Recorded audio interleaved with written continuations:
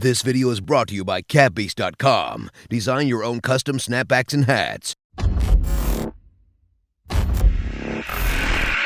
Hello and welcome back to South Park Explained on No Bullshit. Today we're continuing our classic South Park coverage in a lead up to the new season, which premieres about 2 weeks from now. Can't wait for that too, but for now, we're going to cover another fan favorite episode, and another one that features a classic video game that's come back into style recently too. Before we get to that though, let me first thank our loyal sponsors at CatBeast. Their awesome custom snapbacks and hats are not only made of great quality, they're also really affordable too, so check them out today, link below in this video's description. Great, now let's get back into South Park. This episode is all about the parents of South Park, who start watching a pretty interesting trend on cable television. Randy and his wife Sharon love to watch ID, or Investigative Discovery Network, which has lots of crime shows on it, usually ones that have to do with married couples hurting each other or something like that. And these shows are often portrayed in very sexy and suggestive ways too, which often get the parents aroused themselves as they watch it. This issue is brought up to the kids at South Park Elementary School, where a student named Peter Mullen gives a report on what he calls informative murder porn, which is another name for those television shows that employ reenactments of murders provoked by spousal abuse and adultery. And these shows, which appear on ID Network and many other cable networks, well, these are shows which the students' parents enjoy watching. Then the student Peter states that exposure to such programs like this may lead to the parents hurting each other in the real world, and this suspicion gets pretty much brushed off at the time, for now. Later on, at the Marsh family home, Stan discovers his parents are in fact watching those kinds of shows. Then that evening, Carmen even calls Stan, telling him that a student from school named Aaron Hagen just found out his father killed his mother. And this is where the first big theme of this episode comes up. We'll get into the Minecraft video game part of this episode soon too, but first, we have to discuss the main premise here. You see, this episode actually has a lot more going on than you might think. I know South Park does Minecraft look similar to last week's episode, South Park does Warcraft, and it actually is similar in many ways too, but also it's very, very different as well. First of all, that Warcraft episode was a pretty straightforward story in which the boys were solving a problem while playing that famous game. This Minecraft episode, however, only has the game in it as a smaller part of the second B story. And also, there's a lot more implications to this story too, and a bigger message to this one as well. If you can't tell already, I don't blame you either. I might have missed the message of this Minecraft episode the first couple of watches too. It's kind of subtly laid out here, and in such an artful manner, you almost don't even know you saw it, but your brain did, and it just goes to show how good at storytelling and skilled at message making the South Park team has become. Do you know what the message is yet for this story, by the way? Pause the video now and comment your guesses below. Why not? This could be fun. Let's try it. Did you guys do it? Are you ready? Okay, well, as the story went, the parents watched those violent TV shows, and then one kid predicted they might get violent themselves. This ends up happening, as do a slew of other things which we'll get to, but for now, this is all we really need to know. The premise here is, at least the way I see it, is they're asking the question, does watching violent shows make you become violent? And this may seem like a familiar premise because it is. Parents and teachers have been trying to ban violent movies, TV shows, and video games for years because of this very reason. So, with that said, we are essentially dealing with the violence in video games issue here too, which is something that's come up again in recent times as well. Just a few weeks ago, President Trump actually got flagged for parodying this old talking point, and I have to say, I wholeheartedly disagree with it. Violent video games and television and music and movies, they of course don't cause people to be violent. Perhaps violent people are attracted to these kinds of violent things, but I would hardly say it's the media that causes people to do what they do. If it does, frankly, you might be simple-minded and you probably need some help. And the way South Park addresses this issue is actually pretty clever too, since they start off by inverting the usual formula. Instead of having kids who get influenced by violent video games they play, South Park has the parents watching violent TV shows. And this parody takes it a step further later too, when the parents who started playing Minecraft, eventually they start punching trees and crafting cabins, like what they see and do in that game. And this over-the-top, hilarious joke goes to show that the South Park writers really don't respect the idea that life imitates art like this, which is a kinder way of expressing the current meme, violent video games make kids violent. Back to the main plot now though. The next day after the killing, at the South Park Community Center, Kyle Broflovski holds a town meeting with the rest of the children. There they discuss the murder and its connection to the so-called murder porn epidemic, after which Kyle then informs the group that there's a phone application that can serve as a parental lock on certain programs, and it employs a password that only children would know. Then, when Stan's parents discover the parental lock and they are unable to answer the security question, which is, how do you tame a horse in Minecraft, referring to the Minecraft video game of course, well, this prompts Randy to call the cable company, which leads to him learning that Stan locked them out with this kind of password. Then Randy and the other parents go to the cable company themselves to ask that the block be lifted from their shows, but the cable company agent there, who they speak to, quickly rebuffs them pretty harshly, and this leads to one of the funniest scenes of the episode, and quite possibly one of the funniest South Park moments of all time. They really go over the top with their joke portrayals of the cable company people. They make them real jerks, who know their customers have no choice but to come to them for cable, since most cable companies in America have monopolies. This is of course an exaggeration of the real way the real cable companies actually act too. Many of them do have monopolies and no competition in their service areas in the United States, and without that competition or the need to deliver better or faster services to your customers, well, that has resulted in cable companies in America becoming slow, entitled, and overpriced assholes. And this becomes evident in this episode too, when the customer service person refuses to help Randy get the Minecraft password turned off of his cable box. In fact, the cable guy eventually gets so into saying no to Randy, he starts to literally get off on it. He gets aroused and even opens up a part of his shirt and starts rubbing his nipples erotically. And honestly, cable companies deserve this kind of harsh criticism. And it goes to show that South Park in this episode, they're not just coming after ridiculous cable programming like the ID network, they're also goofing on the cable companies themselves. The next day, Jimmy Vollmer tells Stan and Kyle that some parents have broken their parental locks, and Butters has become grief-stricken because his father killed his mother, in the game of Minecraft that is. This leads to Kyle realizing that someone is teaching the game to their parents. Back at the community center, the children discuss how their parents are now not only continuing to watch those shows, but also they are ruining their online experiences in the game of Minecraft. Kyle and his app get the bulk of the blame here and much of the children's scorn. Eventually, the boys go to Corey's house, where they discover Corey is the one teaching parents Minecraft in his basement. Then, the boys try and convince Corey about the negative side effects of teaching the parents Minecraft, which has resulted in their parents not only ruining the game, but also unlocking that passcode and getting them back to their ID network shows. Corey then informs the boys that in order to protect their families, they will have to fight the actual cable company. Then, at the cable company, the boys confront the company's representatives, who are still very unsympathetic as always, until they eventually learn about the prospect of pissing off the parents, which is what would happen if they were unable to access the ID network shows. This prospect elates the representatives, who want to piss off the parents obviously, so they subsequently drop the sexy crime channels from their standard network lineup. This angers the parents, who have again lost their shows, which results in Randy and Sharon finally resolving to just continue playing Minecraft instead, and they play a game in which their avatars kill each other with great pleasure. The idea of this episode actually came from series co-creator Trey Parker and one of the show's writers, Bill Hader. Parker says he and Hader knew the most about the ID-like shows because they and their respective wives regularly watched them, like how the parents of South Park do in this episode. Parker felt that the programs comprising of these shows provide a lot of easy-to-spoof material, specifically citing the inaccurate depictions of the individuals involved in the crimes that these ID network shows reenact. The real-world channels referenced in that episode that air those programs which are spoofed include not only Investigative Discovery, but also the Oprah Winfrey Network and Cinemax as well. Parker and fellow series co-creator Matt Stone then chose to add Minecraft as a secondary focus of this episode because they wanted something family-friendly to contrast the adult-oriented programming they were discussing before. They eventually settled on Minecraft because the game was the first video game that Parker and Stone didn't quite understand, so they felt that the parents could have a similar experience within their story. Parker and Stone said they contacted Mao Zhang, developer of the game Minecraft itself, before making the episode, and they asked for permission to use the game within it. Mao Zhang happily agreed and also sent Minecraft merchandise to the South Park production crew. Looks like they got cooperation, just like how they did when they made that World of Warcraft episode. And this part really highlights another big difference between this Minecraft episode and that South Park World of Warcraft one, which we mentioned earlier and covered last week, as I said. Back then though, when the World of Warcraft episode came out, South Park and its team were still in the know. They were a bit younger, and they also obviously still played those games and understood the game World of Warcraft too. But now, years later, by the time the Minecraft episode came out in 2013, well, by then the team had matured more. They'd grown up and gotten married and had kids and what have you. So now they more identify with the adults of the show after this time has passed. And that's why they made the adults like Randy watch ID Network shows and not understand Minecraft just like how they do. Nothing wrong with this growing up of the show and its creators either. I frankly think it's made things even better and more interesting. And it's also worth noting, and it's fun to notice and comment on the progression of things within South Park's universe. Finally, there's one more topical reference in this episode that's worth mentioning and going over briefly. In this episode, there's a joke of Cartman who's booing Wendy repeatedly throughout its story. And that's based on a popular YouTube video of somebody booing a political candidate named Ben Canope. This video went viral online years ago, and it's actually pretty hilarious if you can find it. Basically, there's this candidate for a mayor in Toledo who keeps trying to talk at this public event, but he can't because there's one loud guy in the background who keeps booing him, saying it like this, saying, "Boo, boo, Ben Canope, boo, boo, Ben, you're a liar." And he keeps going and going for a really long time too. And in this South Park episode, Cartman is the one booing Wendy, even in situations where he might agree with her too. And sure, that reference might seem a little dated now, but the scene is still funny on its own, without the context. But knowing this background on it just makes it even better too. In the end, we've seen another classic South Park episode here, and another one that's heavily featured a popular video game like Minecraft. And as I mentioned earlier, I think this episode is fitting to discuss now too, not only because of the violent video games makes people violent part of the story, an issue that's resurfaced recently, but also Minecraft has seen a resurgence of popularity recently too, even being played constantly on YouTube again many years after its release. And it's being pushed and promoted by loads of top gamers and YouTubers like PewDiePie and much more. What do you guys think? Was this one of your favorite episodes? Do you ever watch those ID Network-like shows that are mentioned within it? And do you play Minecraft yourself? Or are you like the South Park parents who don't understand it, which is kind of like me too? Comment your thoughts on everything below. And thanks for watching No Bullshit. Hit that like button if you enjoyed this video, and we'll see you all next time.